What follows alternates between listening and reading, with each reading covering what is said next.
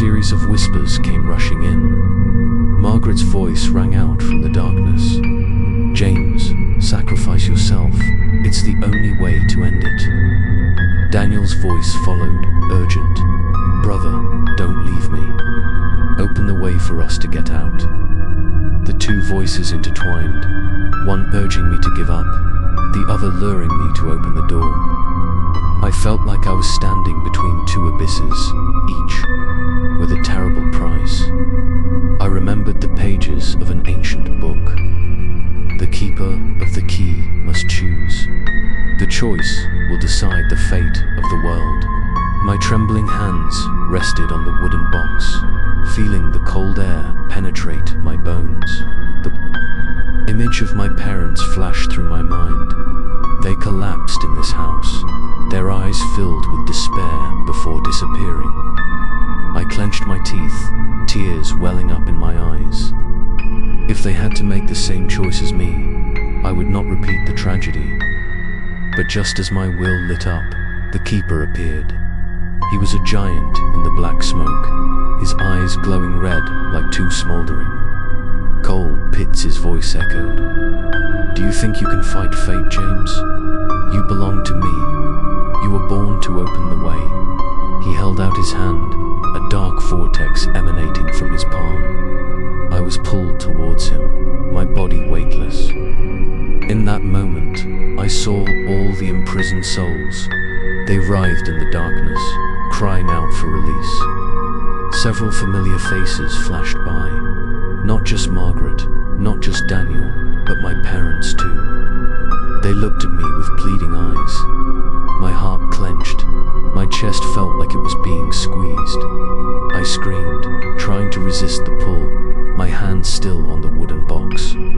As soon as I touched it, a white light exploded, tearing the smoke away for a moment. I saw a small but strangely bright piece of mirror in the box. The image reflected in it was not me, but the keeper. His face was distorted, his crooked smile distorted even more. I realized this box contained not only his soul, but also the original piece, the source of his power.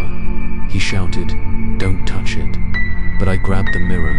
Immediately, screams echoed. The room shook violently.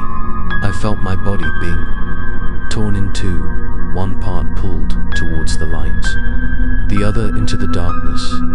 In that moment of separation, I saw two paths clearly. One, I could use the mirror fragment to absorb all the souls into myself, sealing them forever with my own sacrifice.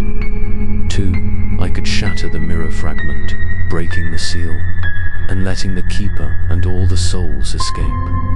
I trembled, cold sweat poured out, my heart pounding. I knew clearly this decision would decide everything. Daniel's voice rang out again, weak this time. "You, don't leave me." But Margaret's voice was fierce. "James, if you open the door, it will all end in blood and fire. Don't let him out." The keeper roared, his shadow surrounding the room. "Choose, James. Your life or my freedom." I held the mirror fragment tightly. In my hand bleeding. The white light gradually overwhelmed the darkness, but his power was stronger than ever. I shouted, pouring all my will into the final decision. And then, in a blinding flash, it all disappeared. I fell to my knees, gasping for breath. The wooden box shattered. The mirror in my hand glowed, then died. But when I looked up, I saw that the mirror on the wall was still there, intact. And for a moment, the keeper's red eyes flashed from within. I understood that I had not won. I had only touched the essence of the game he had set. The gate was not yet locked, and the final price still awaited me. The story was not over yet, because in the next episode, I would learn the true price of my decision and the final truth about the bond between me and the keeper.